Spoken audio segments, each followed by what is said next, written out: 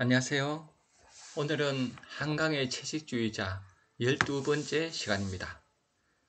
이제 영애가 어머니가 가져오신 흑염소를 이제 먹으려고 하는데 결국 먹지 못하죠. 그 대목을 읽어드리겠습니다. 어머니가 이제 말하죠. 먹어라. 이 애미 소원이다. 죽은 사람 소원도 들어준다지 않던 장모는 아내 입으로 컵을 가져갔다. 정말 한약 맞아요? 그렇다니까.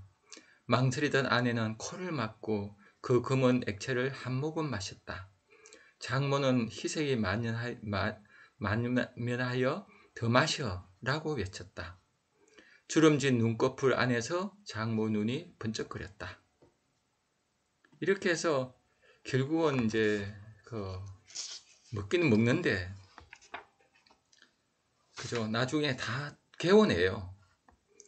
몇 번의 시험수와 함께 뱃속에 들어간 것을 모두 개워냈다. 이렇게 되죠.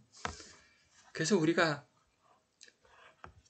여기서 그 어머니가 딸을 사랑해서 이렇게 하는 건데, 그죠? 그러니까 겉으로 보면은 이 어머니가 딸을 사랑해요. 그렇지만은 우리가 더 깊이 이제 봐야 되거든요. 이 사랑이란 거는 그냥 위해 주는 게 아니라 그 사람 마음을 키워주는 거예요. 그 사람의 인품을 성숙시키는 거죠. 그래서 저는 이럴 때 공자님의 말씀이 참 도움된다 들어요.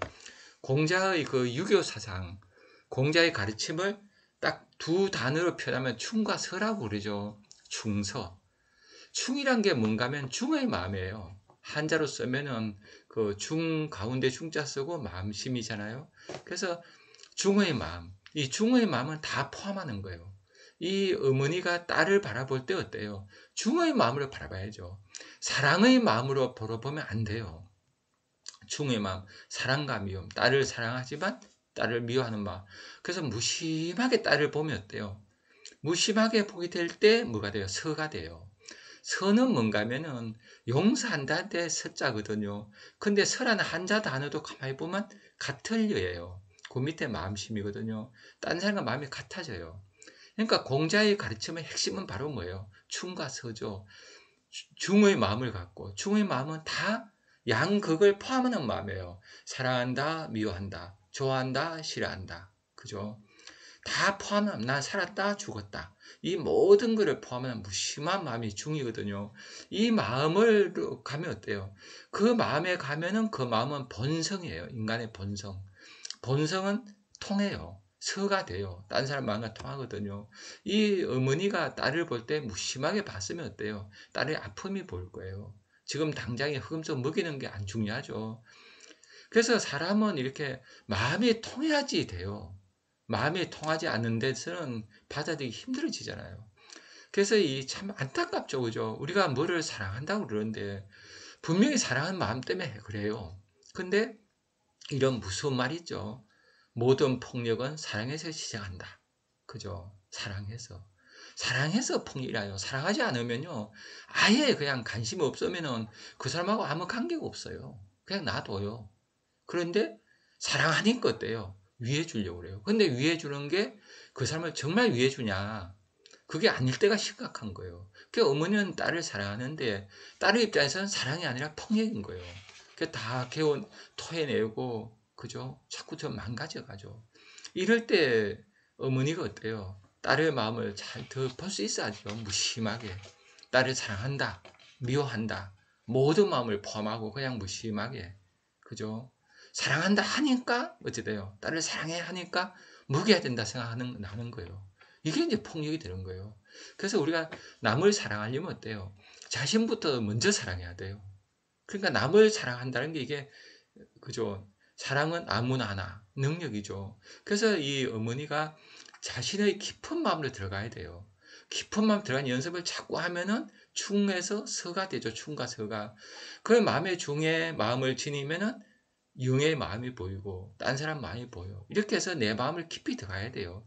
그래서 상대 마음을 알아야지 그 마음을 보고서 사랑을 해줄 수 있죠. 그러니까 내가 깊은 마음을 못 들어가면은 얕은 마음은 에고잖아요. 에고는 나를 위하는데 이기적이에요. 그러니까 이기적인 마음으로 보면은 사랑을 하려고 해도 안 돼요, 이게. 그죠? 남을 위한 마음이 안 되죠. 그래서 이제 영애는 점점 더 이제 말라가고 죽음을 향해 가게 되죠. 그럴 때 또 영애의 목소리를 우리가 한번 들어보죠. 영애가 이렇게 얘기해요. 손목은 괜찮아. 아무렇지도 않아. 아픈 건 가슴이야. 뭔가가 명치에 걸려 있어. 그게 뭔지 몰라. 언제나 거기에 멈춰 있어. 이젠 브러제를 하지 않아도 덩어리가 느껴져. 아무리 길게 숨을 내쉬어도 가슴이 시원하지 않아. 그죠? 가슴이 이렇게 딱 맺혀 있는 거죠. 저는 우리나라의 가부장 사회에서 여성이 갖는 고통, 저는 우리 어머니를 통해서 알아요. 저희 어머니는 막 천불 난단 말을 자주 썼어요. 이렇게 뭐 하시다가 천불 난다. 가슴에 이제 영애 같은 마음인 거죠. 그래서 어머님도 참 이런 신경성을 많이 앓으셨어요. 근데 저는 그때 어머니 아픔을 공감 못했어요. 그냥 엄마가 아프다. 그러면은 어머니가 아프기까지 그 아픈 마음에 깊이 들어가 봐야 되는데 전 들어가 보지 못했어요. 아마 두려워서 못했을 거예요. 어머니 마음을 그러니까 저는 제 깊이 마음을 들어가 봐야지 남의 마음에 들어갈 수 있어요. 그러니까 저는 그때 마음 깊이 못 들어갔거든요. 제가 그때 일찍 그저 시를 공부하고 입문을 했더라면 달랐을 것 같아요. 근데 이제 어머니한테 못 그래야 했죠. 그러니까 제가 공부가 약하니까 제 마음 공부가 약하면요. 딴 사람을 도와줄 수가 없어요. 마음은 예수님 말씀 중에 그거 있죠. 마음은 원이로되 육신이 약하도다. 근데 내 몸이 할 수 있어야 돼요. 근데 내 몸이 어때요? 사랑을 할 수 있는 몸이 안 돼 있는 거예요. 내 이기적인 몸만 돼 있는 거죠. 나밖에 모르는 마음. 이 마음이 그냥 그 마음이 몸에, 그죠? 그 몸이 큰 마음이 돼야 되는데 못 그랬어요. 그래서 저는 그게 참 마음 아파요. 그래서 여기서도 영애가, 그죠? 이제는 가슴이 시원하지 않는 이런 상태가 됐어요. 그래서 영애는 항상 브레이저를 안 했잖아요. 안 한 이유가 답답하니까 그죠. 가슴이 답답해서. 그러니까 우리가 옷이라는 게 이제 브레이저도 크게 보면 옷이잖아요. 우리의 몸을 이렇게 덮는 건데 옷이라는 게 어때요? 사람을 이렇게 신분을 정해줘요. 그죠? 그래서 옛날에는 왕이 입는 옷하고 신하들 백성 옷이 달랐잖아요. 근데 이 현대 오게 되면 어때요? 이 자본주의잖아요. 자본주의는 모든 걸 상품화 시켜요. 값이 나가야 되죠. 그러면 여자는 어떨 때 값이 나가요? 참 값이란 말 붙이는 게 참 슬프잖아요. 근데 세상에서는 값을 매기잖아요. 얼마짜리에. 그죠? 저는 오늘 누구한테 얘기 들었는데 예쁜 여자는 고시를 3개를 패스한 사람이라 그러더라고요. 고시 패스에만 뭐 잘 살잖아요. 지위도 높아지고 얼굴 예쁘면 그렇다는 얘기를 해요. 이게 사람들이 농담적으로 얘기하지만 그게 우리의 현실이잖아요. 그래서 예쁜 여자가 되려면 어때야 돼요? 가슴이 잘 그저 보여야 되죠. 그래서 브레이즈를 하는 거예요. 그래서 영애는 그거를 이제 버리는 거죠. 왜냐면 너무 힘드니까. 남한테 잘 보이려는 그 마음보다도 내가 너무 힘드니까 견딜 수가 없는 거예요, 영애는. 그래서 우리가 브레이즈를 안 하는 거죠. 그래서 이런 영애의 마음은 우리 모든 여성의 마음이죠. 여성들이 자유롭게 싶은데 남자들이 보는 시선이 여자의 값을 매기죠. 넌 얼마짜리? 회사에서 연봉 얼마짜리 매기듯이, 그죠? 노트북 얼마짜리 하듯이 이 세상 모든 걸 상품화 시켜요. 그 속에서 여성은 어때요? 억압되는 거죠. 그래서 우리가 시중에 그런 시가 있어요. 어떤 여성이 이제 집에 들어와서 다 옷 벗는 거 하나하나 옷을 벗어 이제 억압된 몸이 부풀어 오르는 그 몸. 이제 그런 시를 읽은 적이 있거든요. 그래서 영애를 통해서 우리가 봐야 되는 건 뭐예요? 영애 한 사람의 고통이 아니라 모든 여성의 고통인 거죠. 이렇게 해서 영애는 이제 점점 더 시들어가죠. 그래서 영애가 이제 정신병원에 입원하게 돼요. 그 입원하게 됐을 때 이제 찾아가죠. 문화를 이제 가죠. 그래서 그 남편이 이제 면회를 가요. 면회 갔을 때 영애가 어떤가 하면은 아내는 분수대 옆 벤치에 앉아 있었다. 환자복 상의를 벗어 무릎에 올려놓은 채 앙사한 쇄골과 여인 젖가슴, 연갈색 유두를 고스란히 드러내고 있었다. 그녀는 왼쪽 손목의 붕대를 풀어버렸고 피가 새어나기라도 하는 듯 봉합 부위를 천천히 핥고 있었다. 햇살이 그녀의 몸과 얼굴을 감쌌다. 참 그죠. 분수대에 앉아 있는 건 뭐예요? 식물이 되고 싶은 거죠. 그 전혀 남에게 피해를 끼치지 않은 식물, 광합성만으로 사는. 그래서 영애가 지금 나중에 나무를 꿈꾸잖아요. 나무가 되는 그 광합성 그런 거를 지금 하고 있는 거죠. 본인은 아직까지 명확히 의식 못하지만 몸이 아는 거죠. 우리는 몸이란 거를 마음과 별개로 보는데 몸이 마음이에요. 마음과 몸이 붙어 있지 떨어지지 않거든요. 그래서 우리가 몸이 마음이다. 몸과 마음은 하나예요. 그래서 동양에서는 몸과 마음을 하나로 보잖아요. 그죠? 우리가 몸이 있지만 여기에 침을 살에다가 몸에다 침을 놓지만 그건 어때요? 전체 기의 흐름이잖아요. 이 기의 흐름 이런 게 총체적으로 드러난 게 마음이죠. 이게 마음이 사람 몸을 떠나서 있지 않아요. 그래서 영에는 지금 몸으로 그죠? 몸이 마음이죠. 몸이 지금 뭐 영의 마음이 영의 몸이 그죠? 나무처럼 순수하게 살고 싶은 거예요. 순하게. 인간이 가는 동물이 가는 폭력성, 인간이 가는 폭력성에 벗어나서 야수에서 벗어나서 식물이 되고 싶은 거죠. 그래서 이렇게 앉아 있는 거죠. 그래서 이제 남편이 다가갔죠. 그래서 아내가 그래요. 아내는 희미하게 웃었다. 내가 잘 알고 있다고 믿었던 그녀 특유의 수수한 미소였다. 더워서 벗은 것뿐이야. 그죠? 아내는 칼자국이 선명한 왼손으로 자신의 이마에 쏟아지는 햇볕을 가렸다. 그러면 안 돼? 나는 아내의 움켜진 오른손을 펼쳤다. 아내의 손아귀에 목이 눌려있던 새 한 마리가 벤치로 떨어졌다. 깃털이 군데군데 떨어져 나간 작은 동박새였다. 포식자에게 뜯긴 듯한 거친 이빨 자국 아래로 붉은 혈흔이 선명하게 번져 있었다. 이렇게 이제 채식주의자 그 일부가 끝나요. 그래서 끝나는 부분에서 이제 정신병이 입원한 그 영예. 근데 그 영예는 어때요? 옷을 벗고 이렇게 햇빛을 쬐고 있는 거죠. 그런데 어때요? 손에는 새 한 마리가 쥐어 있는 거예요. 근데 그 새 한 마리는 어때요? 이빨 자국. 이빨 자국은 영예가 그랬겠죠. 영예가 새를 이제 그죠 먹은 거예요. 다 먹진 않아도 이제 먹은 거예요. 이거는 뭘 말할까요? 저는 이 부분 읽으면서 그 신화적인 사유란 생각 들었어요. 우리가 옛날에 보면은 우리나라도 그런 풍습이 있었다 그래요. 그 할아버지가 그죠? 할아버지는 가부장사에서 최고 어른이시잖아요. 그 할아버지가 가정을 이끌도 그래서 그 할아버지가 돌아가시면은 그 할아버지의 살을 나눠 먹었다 그러더라고요. 그러니까 그 살을 먹음으로써 어때요? 그 할아버지의 기운을 받는 거예요. 그래서 이 식인풍습이 사람 고기를 이렇게 음식처럼 먹는 게 아니라 기를 이제 받는 거죠. 그래서 옛날 전쟁할 때 상대방 병사를 잡아서 상대방 병사를 먹는 거. 그래서 상대방 병사의 기운을 내가 다 먹어서 이기는 이런 거죠. 그래서 이게 그 영예를 그런 관점에서 저는 보고 싶어요. 그래서 원신들 보면은 제사 지낼 때 동물을 바치잖아요. 그죠? 사람을 바치고 동물을 바치고 그리고 원신들이 의례행위를 할 때 막 춤을 출 때 동물 가면을 쓰잖아요. 토템 사상이죠. 그게 내가 호랑이 가면을 쓰면 나는 호랑이가 되는 거예요. 호랑이 기운 받는 거죠. 지금 그래서 그런 차원에서 이 부분을 읽고 싶어요. 그래서 새를 먹었다는 건 새가 되고 싶은 거예요. 그죠? 이거를 뭐 끔찍하다 이렇게 보면 안 되고 그 영의 마음을 우리가 읽어야 되겠죠. 그래서 제가 좋아하는 시 중에 그 황인숙 시인의 시 중에 이런 시가 있어요. 새는 하늘을 자유롭게 풀어놓고 참 좋죠. 우리가 하늘을 볼 때 어때요?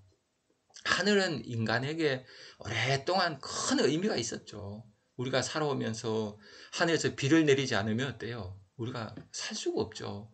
그래서 하느님, 천신사상이 이제 동양이 있었죠. 그래서 지금도 우리 사회에 보면 뭐 하느님에 대한 사상이 있잖아요. 그죠? 하늘님, 하느님, 이런 사상이 있어요. 그래서 우리 무의식 중에 하늘에 대한 게 있죠. 근데 우리가 하늘을 어때요? 하늘을 이렇게 그 현대인들이 이렇게 하늘을 보면은 숭고하게 보일까요? 그냥 이렇게 우리는 과학을 공부했잖아요. 하늘은 그냥 허공이다. 알잖아요. 비가 오는 거는 다 과학적인 그 인과관계로 오죠. 그죠? 이렇게 다 해석해버려요. 이성적으로. 이렇게 하면은 하늘은 신비롭지 않아요. 근데 우리 마음은 어때요? 우리 마음은 신화적인 사유가 있거든요. 미토스가 있죠. 그리고 이성적 사유, 로고스가 있어요. 그러니까 우리는 세상을 바라볼 때 이성, 로고스로도 보지만 미토스로 봐요. 그 미토스가 있는 그 마음. 저는 그래서 옛날 미드 소마란 영화를 좋아했어요. 그 미드 소마 몇 년 전에 나온 영화죠. 거기 보면 이제 그 유럽의 어느 작은 마을에서 그 원시인처럼 이제 살아가는 그 부족 사이였어요. 신화로. 그래서 거기에 보면은 그 사유 자체가 신화적 사유를 하고 살죠. 이렇게. 그러면은 거기서는 문명인이 이제 들어가 봐요. 저는 현대인이 잃어버린 그 신화가 중요하다 봐요. 이 신화는 인간이, 신화는 한마디로 뭐예요? 삶의 지도죠. 옛날에는 신화대로 살았잖아요. 그 살아가는 지도예요. 그 신화라는 건 또 어때요? 나의 유한자가 무한자고 하나가 되는 거예요.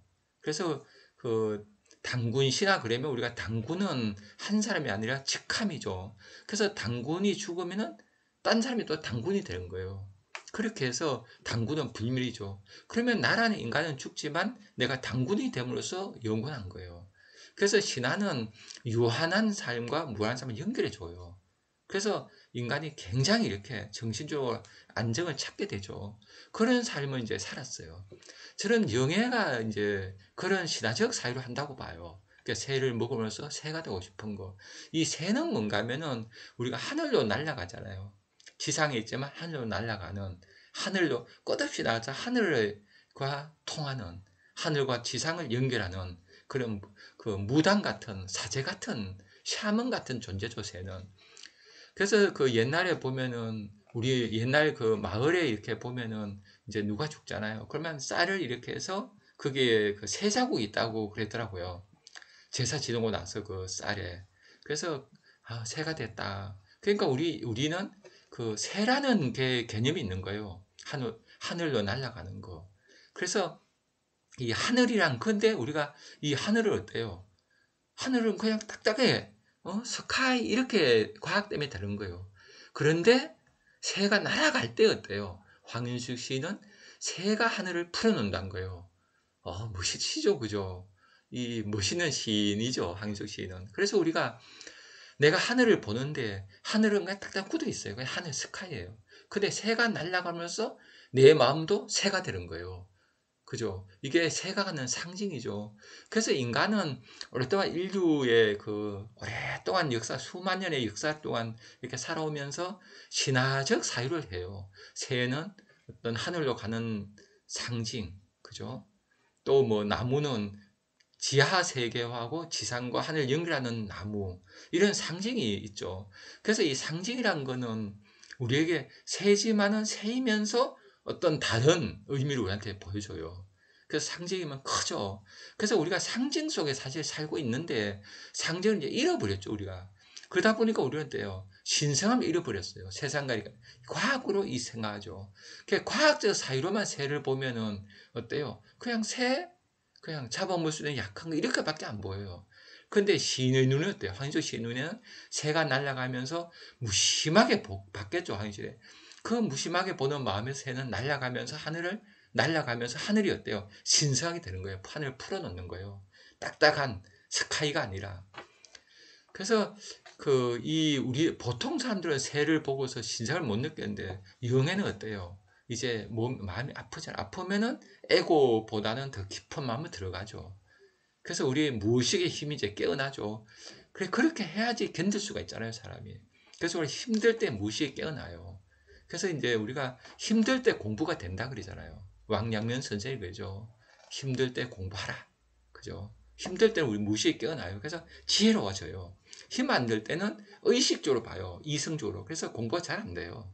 그래서 아픈 만큼 성숙한단 말 있잖아요. 니체가 그죠. 고통이 나를 죽이지 않는 한 나는 큰다. 그러죠. 그래서 고통이 큰단 말은 맞죠. 그래서 우리가 고통을 받아들이고 살아야 돼요. 이걸 니체는 운명의 아모르파티라 그러죠. 그래서 우리가 영예를 보면서 영예는 어때요? 살기 위해서 지금 새를 먹는 거예요. 새가 되어서 자유롭게 싶은. 이런 영예를 어때요? 남편은 전혀 감싸지 못하죠. 그렇다고 남편 비난할 수 없죠. 남편도 뭐 이런 공부를 우리 사회에서 못했잖아요. 그리고 남편이 또 설령 이해했더라도 이런 정신병 있는 아내를 위해서 헌신할 수 있는, 헌신하다 보면 남편 어때요? 회사 전체도 못하겠죠. 이런 게 우리 사회 비극이에요. 한 사람이 아플 때, 영애가 아플 때 모든 책임을 남편한테 돌리는 거, 이거는 그죠? 참 이 자체가 얼마나 불합리해요. 그래서 우리는 사회가, 복지사회가 잘 돼서 한 사람 아프면 사회 전체가 도와줄 수 있게, 이게 이제 국가의 존재 이유죠. 우리가 국가는 그 국민을 위해서 존재해요. 존재하면서 우리는 또요, 각자의 역할 충실하면서 국가가 잘 돼가고, 이런 관계죠. 그래서 국가가 한 개인을 보호하는 건 국가의 의무죠. 그래서 앞으로 국가가, 우리나라가 복지사회로 가고, 그래서 한 사람의 아픔을 보듬어 줄 수 있는 영예가, 그죠, 지금 새가 되고 싶은 거예요. 이 새가 돼야지 이제 사는 거예요. 영예는 육체는 죽지만 마음은 죽지 않는 거죠. 영예가 그런 얘기 하죠. 죽으면 왜 안 돼? 그죠? 새가 되고 싶은데, 나무가 되고 싶은데, 이 영예의 절박한 마음, 이 마음을 우리가 세상 알아줘야 되는데, 그냥 넌 정신병자야, 미셸 푸코가 이래지 분리시켜 버려요. 그러니까 정신병자, 비정상, 이렇게 해서 영예는 이제 정신병원에 있으면서 점점 죽음을 치닫게 되죠. 이게 저는 마음이 너무 아파요.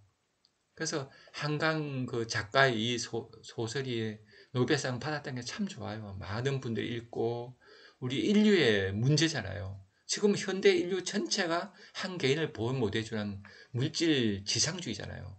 물질을 숭배하고 사람을 숭배하지 않나요? 이런 문제가 바로 한강을 통해서 이제 우리가 문제를, 의식을 느끼고, 그래서 한 사람의 아픔을 보듬어 줄 수 있는, 그죠? 영예가 새를 먹음으로써 새가 되고 싶은 이 절박한 마음, 이 마음을 우리가 함께 읽어줘야 되죠. 그럴 때 영예는 이제 구원을 향해 가게 되겠죠. 예, 또 다음 시간에 뵙겠습니다. 감사합니다.